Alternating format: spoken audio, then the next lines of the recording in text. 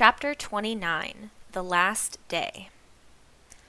The next morning, Crystal had a great deal of business with the post office. There were 20 or 30 boxes of stuff she decided to save from Greenhaven that had to be shipped back to her house in New Jersey, so much of it that she couldn't fit it all in her car at once. It took her 3 trips. While Crystal was at the post office, Nikki roamed around the empty, gleaming house. She went into every room and said goodbye to it. The front parlor, the dining room, the cleaned-up kitchen, the bedrooms, all swept and empty. In the west bedroom, she waited to see if she might find a trace of the sadness that had washed over her great-grandfather, the grief left there from all those years ago. But all she felt was her own sadness at leaving this house behind. Finally, she went up to the 3rd floor. Here, the 2 trunk rooms were still crammed with the things of the past, waiting for Crystal's decisions. The nursery was empty, but as she stood by the window seat, she could almost feel the presence of the beings she encountered there. The letter writers and journal keepers, those who had taken pictures and had their pictures taken, those who had made scrapbooks and saved postcards and lived their lives in this place. And with an ache, she felt the bouncing, wriggling, eager spirit of Otis. Down below, the doorbell rang. She was the only one here, so she'd have to answer it. She went downstairs to the front hall, and when she opened the door, there stood Amanda with her suitcase. She looked terrible. Her hair was falling out of its barrettes, her skin was broken out. On her face was the look of someone expecting to be shot in the next 3 seconds. "I don't want to talk to you," Nikki said. "No, you have to let me," said Amanda. Her mouth wrinkled as if she was going to cry. "I have to tell you something." "You killed Otis," Nikki said. She swung the door hard, but Amanda put her hand out to stop it and took a step in through the doorway. "But listen," she said, and now she was really starting to cry. "I thought it was right. It was a sacrifice. It was so hard to do it. But Mrs. Beeson said the harder, the better. If it's the real, real hard, you know it's right." That's what she said. She looked imploringly at Nikki, but Nikki glowered at her at her. "And," Amanda added, "everybody else was giving up their dogs, so I thought it must be right."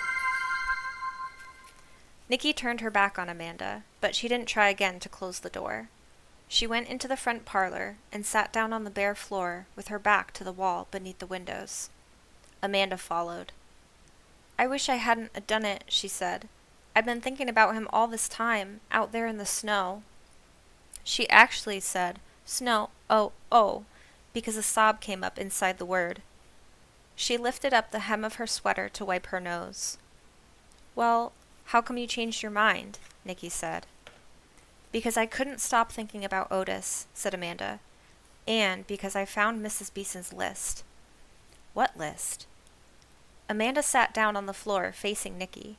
She took off her jacket. The sun was warming the room now, and Nikki saw that she looked thinner than ever. "It was this piece of paper in Althea's kitchen," Amanda said, "a little edge of it sticking out from under the telephone book, so I looked at it. I shouldn't have, but I did." "So, what was it?" Nikki kept her voice cold and hard so Amanda wouldn't think they were friends, but she was interested. "Names," said Amanda. "About 50 of them. At the top of the list it said sinners, just that one word. Then there was names, and by each name a couple words, like Chad Morris, defiant, surly, and Linda Bell Truefoot, sluttish, and Morton Willsnap, queer, and then Amanda Stokes." "You?" Nikki forgot to stay cold and hard. She was so surprised. Oh my goodness. All right, let me pause. Wait. Oh, I think I turned down my bot. I think that's why it's so quiet to me. Larry, happy Tuesday. Larry, thank you so much for that raid. What? Oh my goodness. Hang on. Wait, let me spell your name right. Larry, how was the rest of your stream? Oh my gosh, welcome in, Jessica. Hello. Happy Tuesday, everybody. So valid. Larry, how was the rest of your stream? How was Words with Friends? Not Words with Friends. Oh my gosh, Words on Stream. Words. It was so much fun. I was having fun watching. I did a little bit, but then eventually I'm so bad with like quick thinking. It's like I don't do that. I don't do quick thinking. Aw, Larry, how was your day? How was your day? Wait, I'm gonna say your name wrong. Hang on. Arakiz. Arakiz. Hello. Welcome in. Happy Tuesday. Please let me know how to say your name. My back is sore from carrying stream. Uh-oh. Were you getting all the points? Were you getting all the points? Wow, just the words with stream. Aw. I hate the speed, yeah. Speed, like anything with a timer gives me so much anxiety and like just the feeling of being under pressure. I hate it. I hate it. Aw, but Larry, how are you? I never actually asked that today. How are you? Timers are a nightmare. Yes. I don't like them. We don't need to be timed. We're here to vibe and take our own time and do our own deal and be our own self. We're not on a timer. Or if you want to get really existential, I guess we are all on a timer, right? But we're not going to get into that. We're not going to get into that. Stream didn't get my pizza, so I had to order one. What? How rude of Stream. How rude of Stream. I had pizza today. But microwaves work on a timer? I guess so. Hugh, welcome in. Happy Tuesday. I saw your hydrate. Let me hydrate. Did Nikki sell the house yet? Oh my gosh. Wait, okay, so can I call you Ara?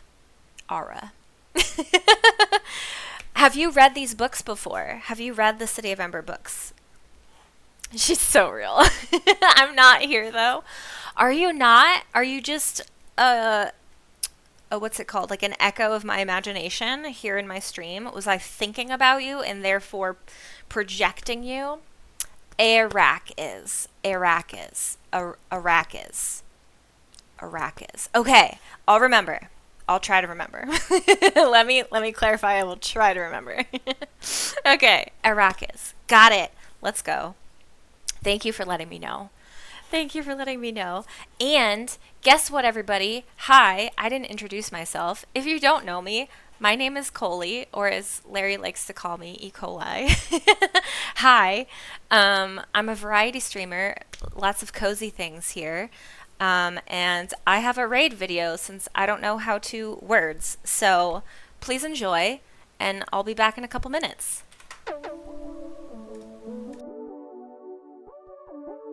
You see me rolling, honking. Play a game. No. Play a game. No. It's a dangling.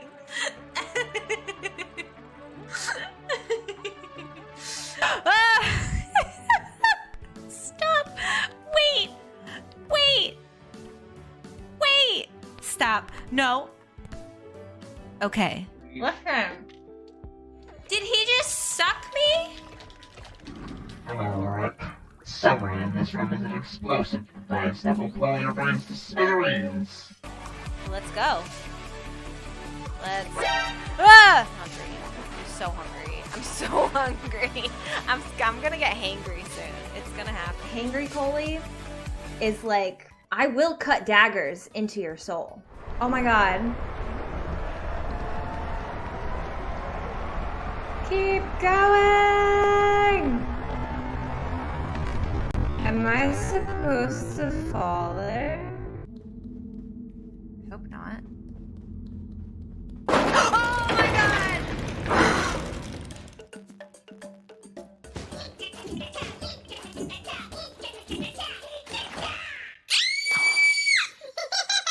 How do you do the cute little dance?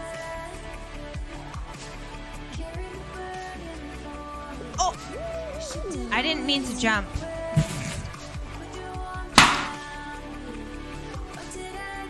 Oh shit, where's my flow, man?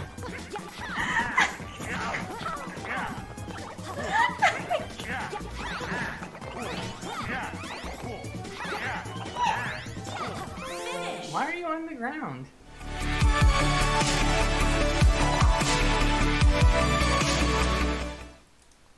So there we go. Welcome. And thank you again, Larry, for that raid. If anybody, including you, Larry, need to raid and run or just lurk, please take care of yourself. But I love you, Larry. Thank you so much for bringing your friends on over here. I appreciate you. You're a variety streamer, but are you a variety reader? I want to be. This is actually the first series that I've read on stream, so it's kind of new. It's kind of new, but I enjoy books and reading to people, so here we are. I also do art streams, which I'm going to be doing an art stream this Thursday. I draw Pokemans, so if that's something you like to vibe to, we have a good time. I'll be making foodies, but listening and lurking. Heck yes, Larry, you are a queen. Thank you so much again for that raid. I love you. Did you get book 4 yet? No, but I'm gonna see if I can get it. So I have ways to get it. I have ways to get it. So it's good. The perks of working at a library, right? The Culture series is amazing. Should be considered for your next book series to read either on or off stream. The Culture series. Oh, I don't know if I know that. Who's the author? Z to lib is the way. I don't know what that is. I don't know. Or, yeah, I don't know what that is. I don't know what that is. But I'm going to look into it. We have our ways. We know the way. We know the way. Okay, I'm going to write that down. I'm going to copy and I'm going to paste it. All right. There we go. So that way I can look into it later. I have a couple ideas of what I might want to read on stream next. I've also been considering doing, because I do upload these streams to my YouTube, which, by the way, if you aren't subscribed to my YouTube channel, go ahead and check it out. All my past streams are on there, as well as the reading streams. So I did consider for my next reading, either a book or a series, to do it strictly on YouTube, so that way we wouldn't have like the commentary in between, because I know some people treat YouTube reading streams as like an audiobook, so I kind of want to just see what people like better, or what maybe I like better. I don't know, so it's something to try, but if enough people like these streams, I'll continue to do it on Twitch. Maybe I'll do kind of both. Maybe some books I'll read on stream and some books I'll read strictly for YouTube. I don't know. I'm still trying to mull it over, but just for the books, let's go. I love that. But yeah, so thank you again for the raid. Let's continue with the reading. We are pretty close to the end, so if you don't want spoilers for the books, maybe lurk.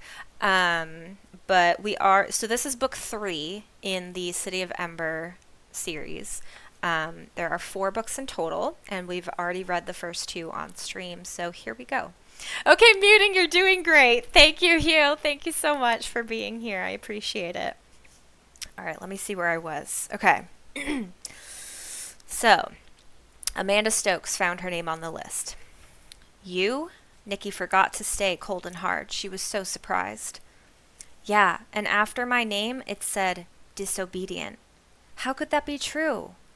Amanda's voice rose in a wounded wail. I always did every single thing she told me to do. You sure did, said Nikki. going hard again. Except for one thing, which was I bought a couple of those romance books I like to read. She found them and scolded me. They'd sway me in evil directions, she said. What's supposed to happen to the people on this list? Nikki said. Bracelets. It said that at the bottom. They're all supposed to get those bracelets. Even me. Amanda crossed her arms over her thin chest. Well, I'm not having one. I'm leaving on my own, going to my cousin in Tennessee. I don't much like her, but it's better than being here. But I had to come to you first and tell you I'm sorry about Otis. I wish I hadn't done it. I really do. She looked so miserable that Nikki almost felt sorry for her. But she thought of Otis out there in the melting snow, his feet wet and cold, his belly empty, and she tried to steel herself against Amanda. So, do you forgive me? Amanda said. If you could get Otis back, I might, said Nikki. But I can't. I'm catching a bus in 20 minutes. Amanda actually clasped her hands together and held them up under her chin, like someone in an old-fashioned picture.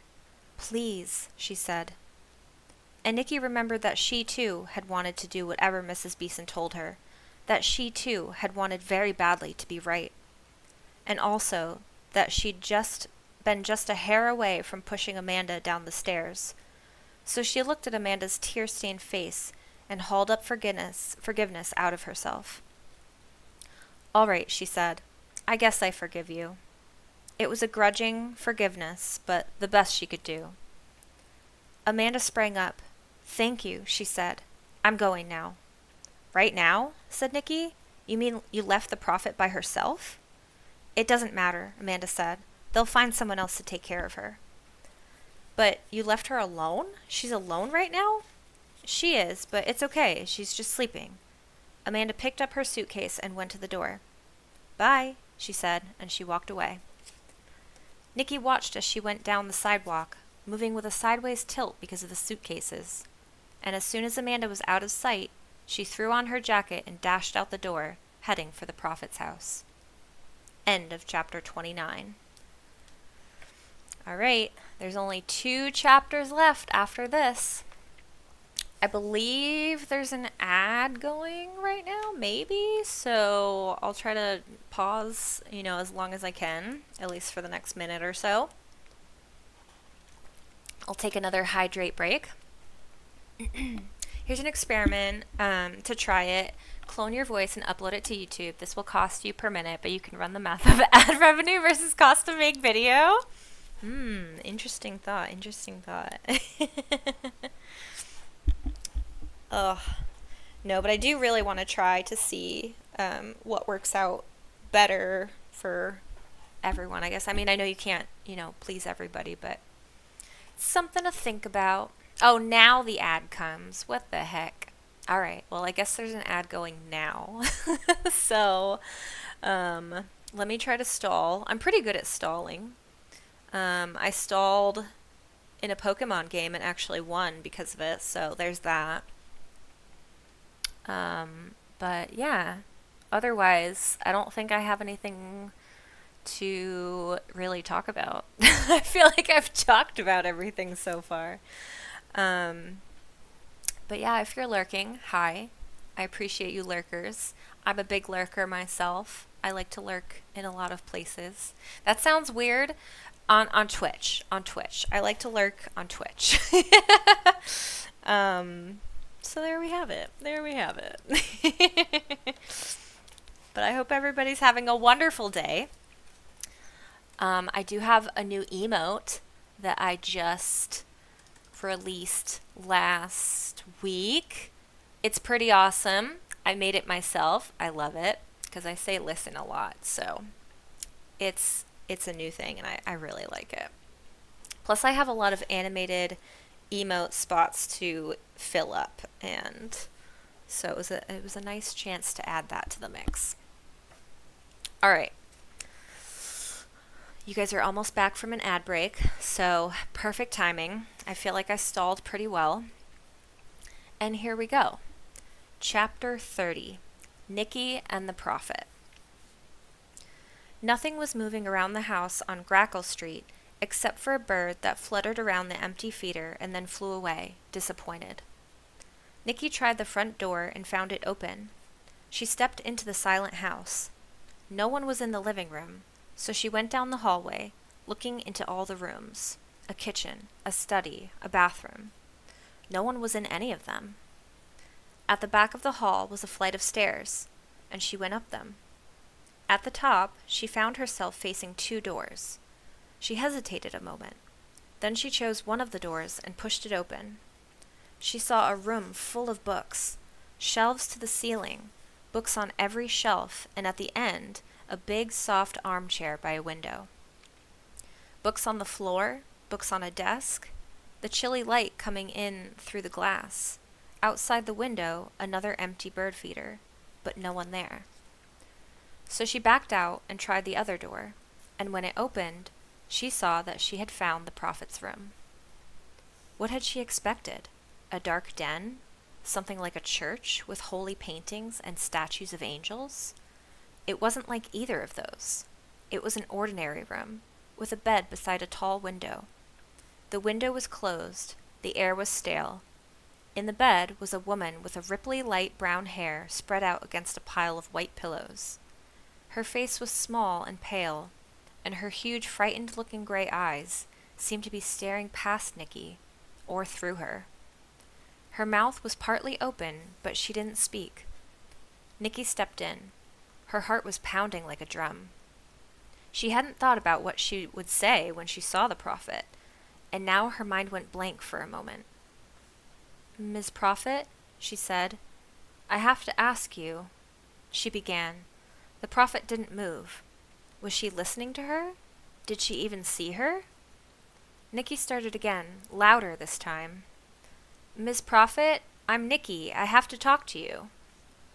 The prophet's hands fluttered on the covers, but she said nothing. So Nikki hurried on. "It's about the dogs," she said. "Why did you say no dogs? I have to know." The prophet's eyebrows came together in a puzzled frown, as if she were hearing a foreign language. She gazed down at her hands. Her lips moved, but no sound came out. Nikki spoke more loudly. "They took the dogs," she said. "Did you know it? It was because of you. They took Otis. He's up in the mountains. He's gone. And they took Grover's snakes. Why? I have to know why." The prophet's mouth opened. She looked confused or afraid. Strands of hair fell across her face, but she didn't brush them aside. Suddenly, Nikki couldn't bear it.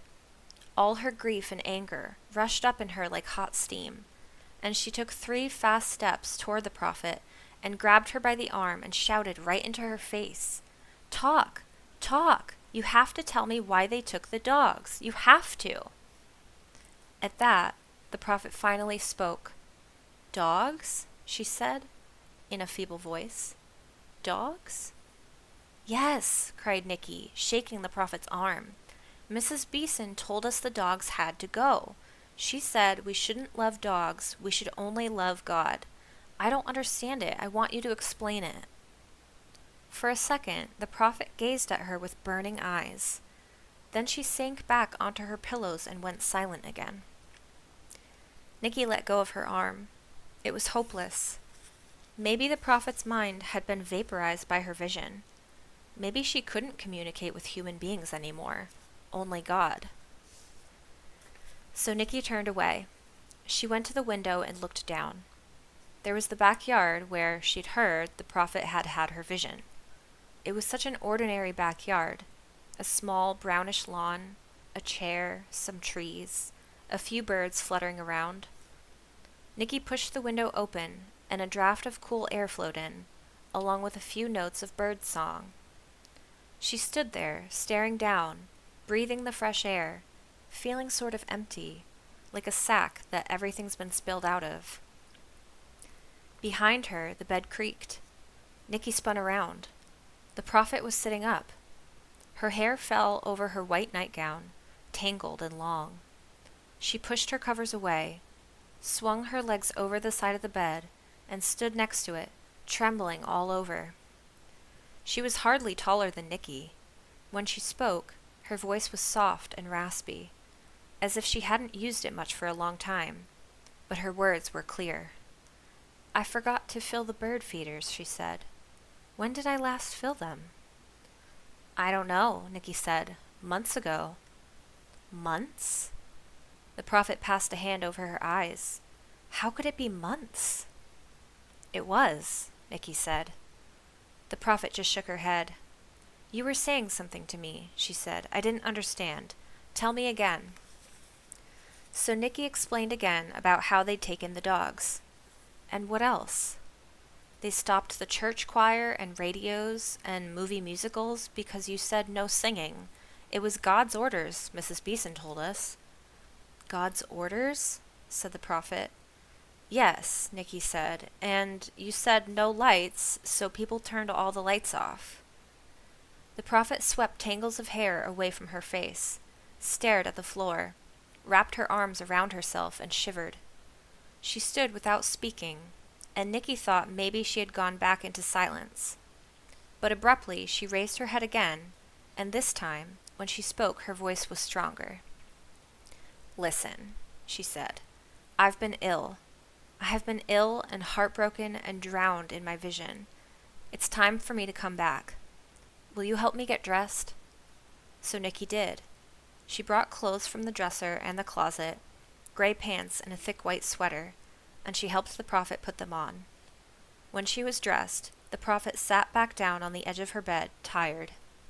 "Explain it again," she said. "Brenda Beeson, what has she been saying?" Nicky explained again about Mrs. Beeson figuring out what the prophet meant and looking for anything that was wrong or evil, and how people were supposed to love only God, not singing or snakes or dogs. And while she was talking, the prophet's great gray eyes filled with tears, and the tears rolled down her pale cheeks. "I understand now," she said. "She made a mistake. It was what I was seeing. That's what I was talking about. The vision. I couldn't stop seeing it. It was dreadful beyond words. A world burned and ruined. A world with no cities. Everything gone. All gone. All gone." "You said sinnies. Mrs. Beeson thought you meant sinners, but you meant cities." Yes, the cities all destroyed. People gone. No singing or dancing. No lights, no animals, no dogs even. All gone. It's what I saw. It wasn't orders from God." Nicky was so astonished that her mouth fell open and she forgot to close it for a second. "It wasn't?" she said, when she could find her voice. The prophet just shook her head. "It was just me." "Oh!" Nicky stood still, feeling stunned, to let this sink in. She thought of something else. "Why did you say no words? No words." That was one Mrs. Beeson couldn't figure out. "No words." The prophet put a hand to her forehead. "I don't know. Why would I say that?" she murmured. "No words. No words." Then she looked up, and tears sprang to her eyes again. "Oh," she cried, "it must have been no birds. No birds! Think of a world without birds. It's not bearable." She picked up the nightgown lying next to her and wiped her eyes. "Maybe your vision wasn't true," Nicky said. She felt sorry for the prophet, who seemed so frail and sad. She wanted to comfort her. "Maybe it won't happen." "Maybe not," said the prophet. "I don't know. I keep having these terrible dreams where my vision starts up all over again. I see the leaders about to begin the war, and I cry out, 'Don't do it!' But they don't hear me," she shuddered. Nicky came and stood close to her. "I just want to make sure," she said. "You didn't say we shouldn't love dogs?" "No," said the prophet. She reached out and took both of Nicky's hands in hers. "Oh, no," she said, softly but very clearly. "No, I would never say that. I love dogs. I love the whole world, all of it." For the first time, she smiled. "Well, good," Nicky said. "I guess I'll go then, if you're all right, Miss Prophet." "Oh, please," said the prophet, "call me Althea. I don't want to be a prophet." "And what shall I call you?" Nicky said her name. Thank you, Nicky, said Althea. I believe you've wakened me up. She stood up rather unsteadily and immediately sat back down again. Maybe if I got some fresh air, she said. Nicky walked with her to the window, and Althea took a long, deep breath. It feels so good, she said. And listen, birds. But Nicky was listening to something else. It was a faint sound, off in the distance, but clear. It was the sound of barking. End of chapter 30. Ooh, I just got goosebumps. I'm so excited. I hope it's Otis. Also, can we just take a look at the follower goal right now? We're at 469. Aren't we fine? Let's go. We're so close to our follower goal. And if we do hit it, I will be opening a Colie's Corner merch store. So, if anybody out there is not following and you'd like to, if you want to see more streams like this or be cozy and hang out, hit that follow button. We're so close to our goal. And it would be pretty heckin' awesome. So, oh my gosh, there's only one more chapter to go. I feel it's going to go by so fast. I'm not ready. I'm not ready for this book to end. Maybe I can see if we can find the next one. If we finish early, we'll see. We'll see what happens. Or maybe, I don't know. We'll see what happens. But here we go. Last chapter of the book. Chapter 31. Love. Nicky's heart gave a huge thump. Dogs, she said. It sounds like dogs. I have to go. Yes, said Althea. Go. I'm so glad you came. But go now, quick. Nicky ran down the stairs and outside. The barking was louder, a yipping and yelping, with some ruffs and woofs mixed in, a chorus of dog noise. Where were they? She ran toward the park. Other people were coming out of their houses too, shouting to each other. When Nicky got to Main Street, she joined a stream of people. Cars on the street slowed down to see what was happening, and among them, Nicky suddenly saw was Crystal. Crystal, shouted Nicky, stop, come here. Crystal rolled down her window. What? She called. What's going on? Nicky just pointed, because at that moment, she saw the dogs coming from the uphill end of the road, a jouncing, prancing, jostling gaggle of dogs, pouring around the bend and down toward the town. 10 dogs, or 20, or 30. She ran toward them, and in just a few seconds the pack was all around her, streaking by, and she turned to race after them. Otis, she screamed, trying to make out his small body among the flail of legs and tails.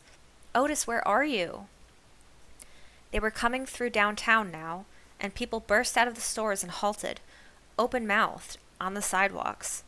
The dogs ran down the middle of Main Street, and it looked to Nicky, pounding after them, as if they might just run on through the town, out the other side, and back into the woods. But instead, they swept around the corner when they came to Grackle Street, raced through the little park, and whirled in a circle, the lead dogs veering around to chase the dogs at the rear, around and around like a tornado, until finally a few dogs broke away, and then more did, until most of them had stopped running and were nosing around the garbage cans, or raising their legs against the trees. By now, a crowd of people had rushed down the street to the park. Nicky was among them. Their voices flew all around her. I see Max, someone cried joyously, and someone else called out, Look, there's Missy. Here, girl, come on. Right in front of Nicky, a few people wearing Don't Do It t-shirts halted at the edge of the park. They stood there with their shoulders hunched and arms folded, as if to ward off any dog that might come near. This is a bad sign, one of them said. The other muttered something that Nicky didn't stop to hear. She pushed past them. Where, in that swirl of dogs, was Otis? Was he here? She didn't see him. A boxer had knocked over a garbage can, and 5 or 6 dogs rushed to paw through the contents. A black dog was on its hind legs at the drinking fountain, lapping water from the stopped-up bowl.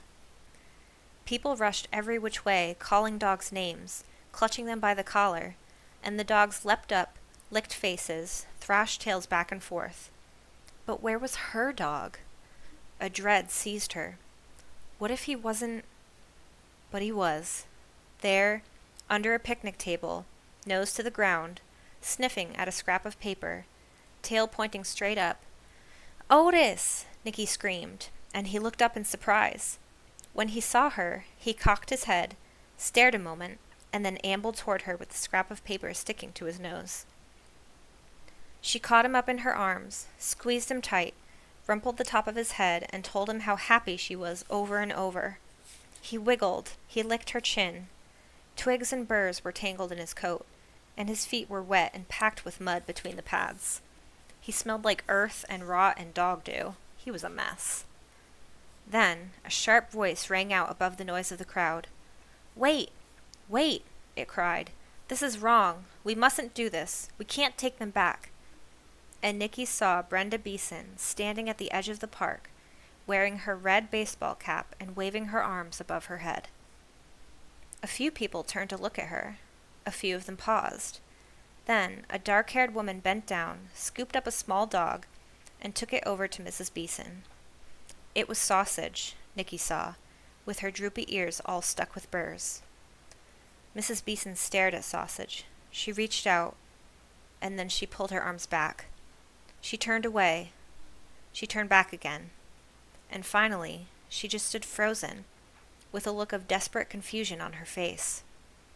And at that moment, a gasp arose from Grackle Street, on that side of the road, and all heads turned. Down the sidewalk, slowly and slightly tippily, came Althea Tower. She was wrapped in a voluminous gray cape, and although she had tried to fasten her hair back with a ribbon, most of it had come loose, and the breeze made it float around her head. She was so short and slight, she looked almost like a child, a frail, excited child, hurrying toward the place where something was happening. People were so amazed to see her that they just stared as she came closer. At last, 2 young men ran toward to help her. They led her into the park. People crowded around her, and Nicky heard her say, "Yes, thank you. Yes, I'm all right." A girl came and shouted at me. That girl right there. She pointed at Nicky, smiling. And, well, I woke up. Then she murmured something to the young man on her left, and tilted her head in the direction of Mrs. Beeson. They walked with her to where Mrs. Beeson stood flabbergasted, her eyes darting back and forth between Althea coming toward her and Sausage squirming in the arms of the dark-haired woman. Althea took Mrs. Beeson by the arm, and the 2 of them went apart from the crowd to talk.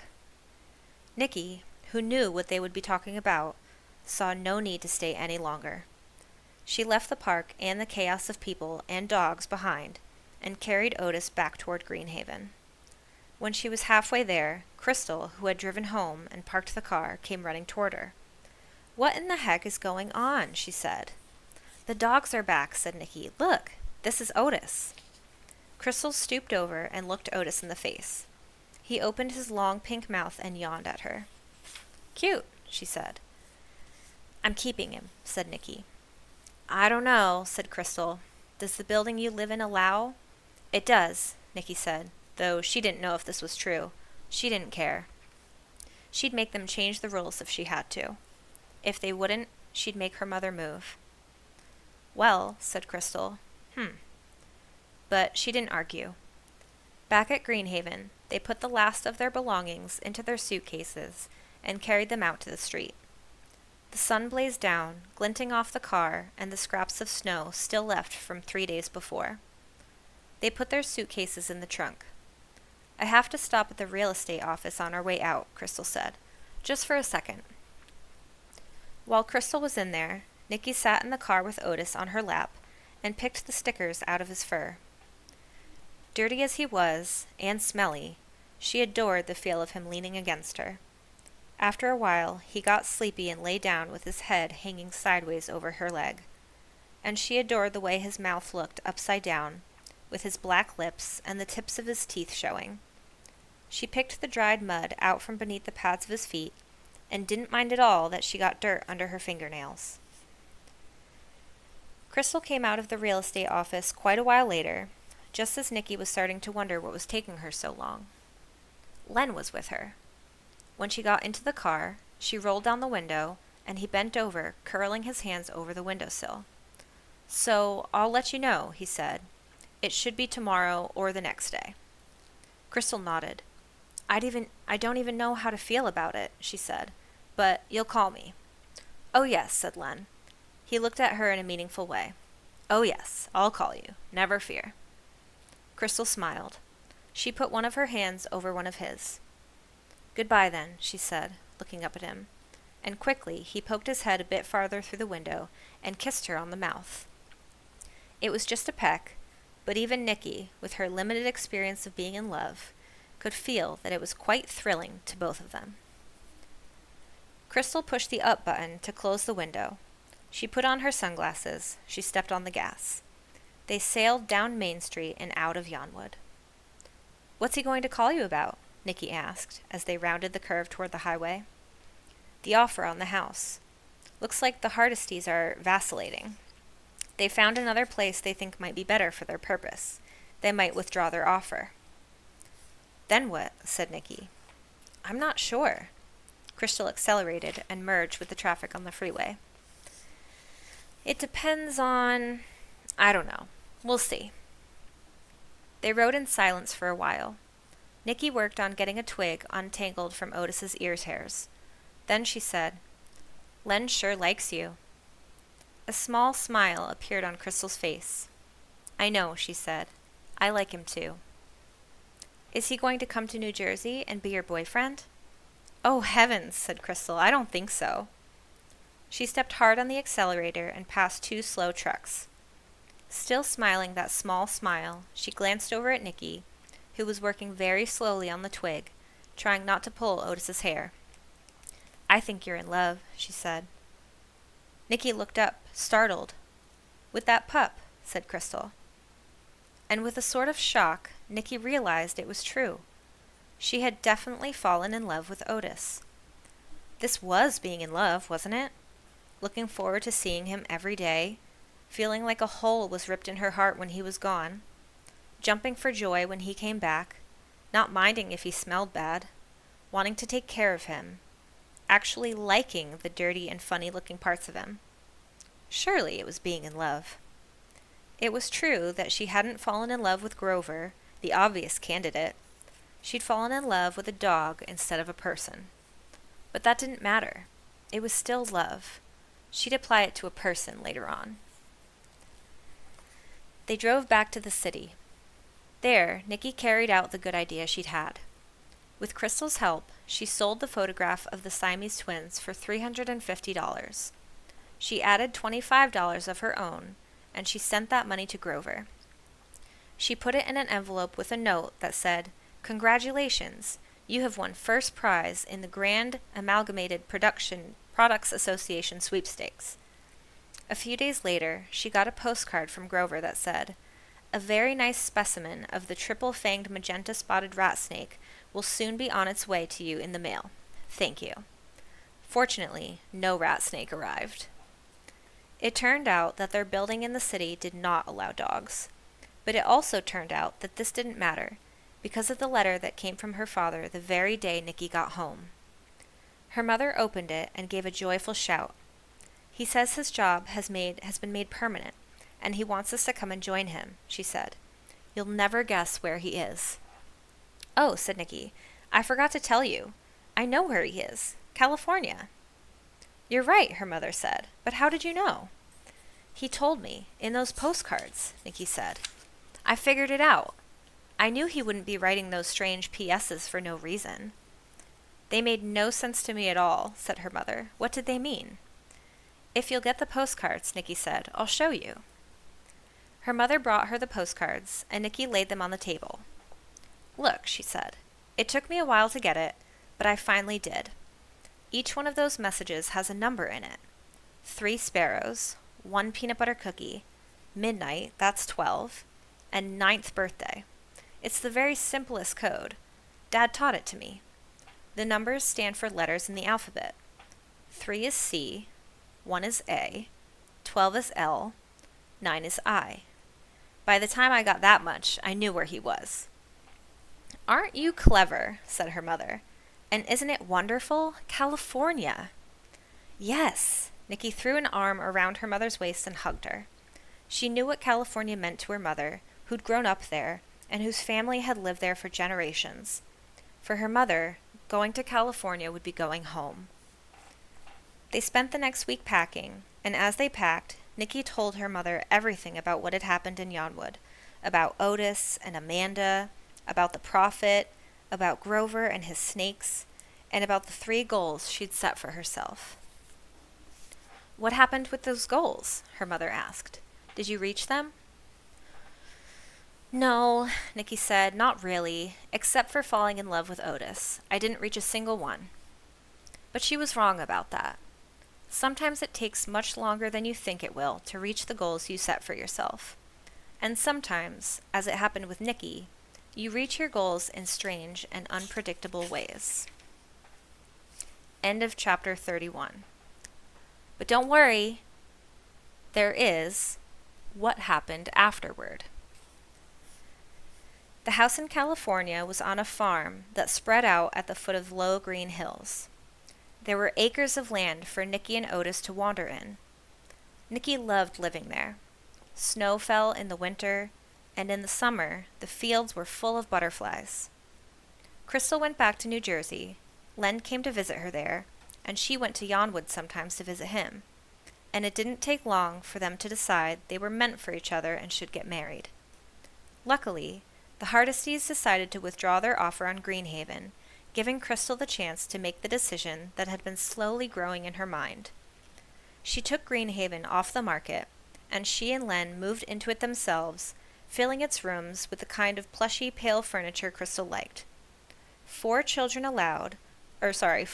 followed, a girl and 3 boys, who used the 3rd-floor nursery room for games, puppy training, movie watching, and bouncing on a small trampoline. 2 parakeets lived there and 1 hamster. For the next 5 summers, Nikki flew across the country and spent a month at Greenhaven with her small cousins, and in this way she fulfilled more or less her first goal.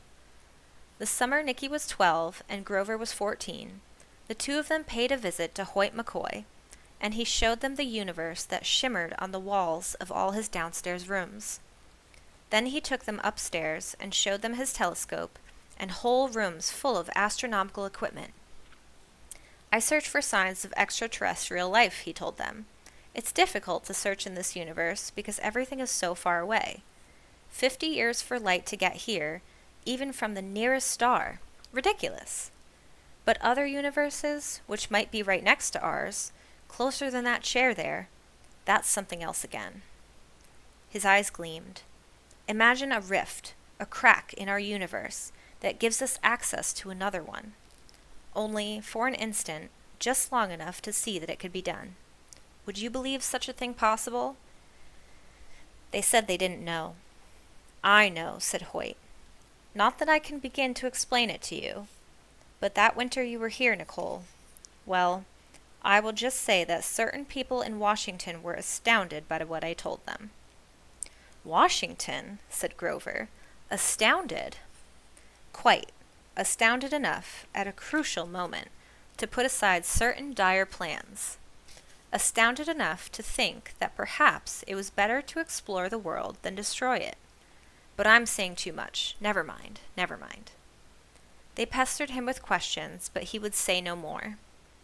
Nikki always wondered, after that, if Hoyt McCoy had had something to do with preventing the war.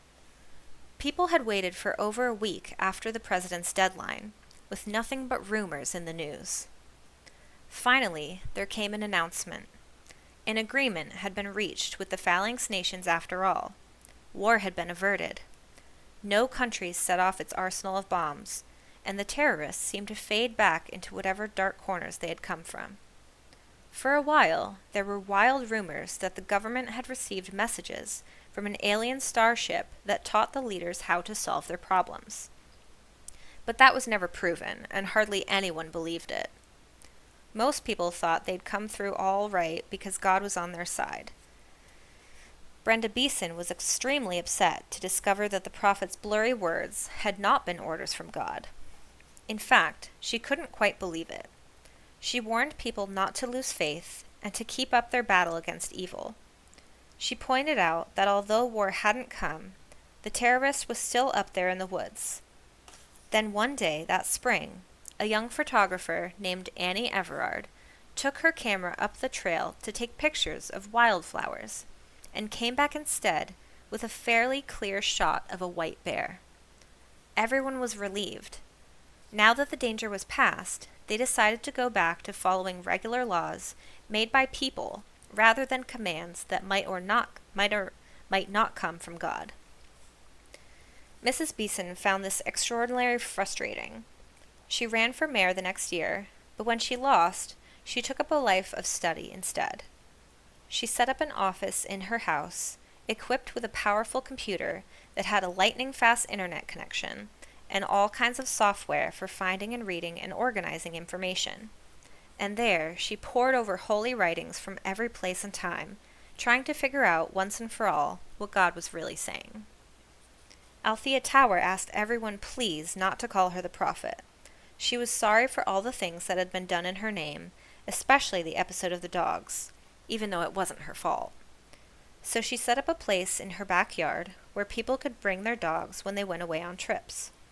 She also led bird-watching walks around town for anyone who wanted to come, and she kept her bird baths and bird feeders full both winter and summer. She tended to have nightmares, though, and she never completely recovered her health. Grover was in Yonwood only occasionally in those years. After the Arrowhead Wilderness Reptile Expedition, he spent the next year living with his father's sister in Arizona so he could work with the young herpetologist program there on the weekends. And when he was 17 and had graduated from high school, he went to study in Thailand. His life turned out to be the very one he'd wanted: adventurous, interesting, and useful. He traveled through the swamps of Malaysia, the forests of Kashmir, and the deserts of northern Africa. No one knew more than he did about the strange, endangered creatures of those lands. Years later, Crystal sent Nikki 2 newspaper articles from the Yonwood Daily. One was about Grover. He had become, the article said, a world-renowned expert on a previously unknown Amazonian snake called the flame-tongue boa. He discovered that a gland in its throat produced a chemical that could be used to make a powerful painkiller, and the painkiller was now used by doctors all over the world. When Nikki heard this, she smiled to herself, remembering her goal number 3. On that first trip to Yonwood, she had done something to help the world after all. She had started Grover on the road to his discovery. The other article was about Althea Tower. It was simply a brief notice of her death.